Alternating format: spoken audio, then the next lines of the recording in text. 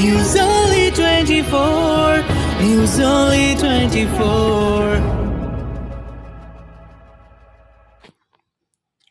মুখ্যমন্ত্রী মমতা বন্দ্যোপাধ্যায়ের উদ্যোগে সারা রাজ্য জুড়ে পালিত হচ্ছে জয় জোহার মেলা। মালদহের অন্যান্য ব্লকের সাথে বামনগোলা ব্লকে পালিত হলো জয় জোহার মেলা। এদিন বামনগোলা ব্লক প্রশাসনের উদ্যোগে হচ্ছে জয় জোহার মেলা। বামনগোলা কমিউনিটি হলে এই মেলার শুভ সূচনা। বামনগোলা ব্লক থেকে ধামসা মাদল বাজিয়ে একটি র্যালি বের হয়। সেই র্যালি গোটা পাকুয়াহাট পরিক্রম করে বামনগোলা ব্লক কমিউনিটি হলে আসে। সেখানে প্রথমে সিধু কানু, পণ্ডিত রঘুনাথ মুর্মু, ফুলো মুর্মু ও ঝনু মুর্মুর ছবিতে মাল্যদান করে প্রদীপ প্রজ্বলনের মধ্য দিয়ে অনুষ্ঠানের শুভ সূচনা করা হয়। এই মেলায় কৃষি বিভাগ থেকে শুরু করে হস্তশিল্পের জিনিস সহ বিভিন্ন স্টল বসে, যা দেখতে সাধারণ মানুষ ভিড় করে।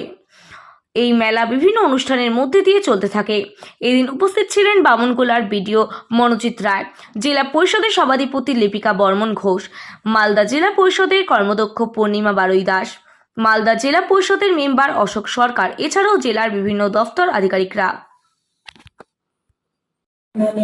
বামনগোলা ব্লকে অনুষ্ঠিত হচ্ছে। এখানে মঞ্চে উপস্থিত আছেন আমাদের বিসিটিডব্লিউর আধিকারিক চৈতন্য দত্ত থেকে শুরু করে দিয়ে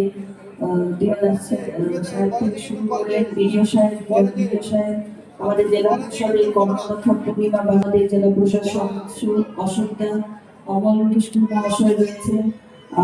এখানকার বামনগোলার পঞ্চায়েত সমিতির সভাপতি, ছাত্রী থেকে শুরু করে বয়োজ্যেষ্ঠ অনেকে উপস্থিত রয়েছে। আজকে আপনারা জানেন মাননীয় মুখ্যমন্ত্রী যেভাবে আদিবাসী সম্প্রদায়কে এগিয়ে নিয়ে যাচ্ছে, তাদের জন্য বিভিন্ন ধরনের মাননীয় মুখ্যমন্ত্রী প্রকল্প করেছেন। মহিলাদের জন্য কন্যাশ্রী থেকে শুরু করে রূপশ্রী, বিভিন্ন ধরনের প্রকল্প, এবং এই প্রোগ্রামের মাধ্যমে বাইরেও কিছু স্টল রয়েছে।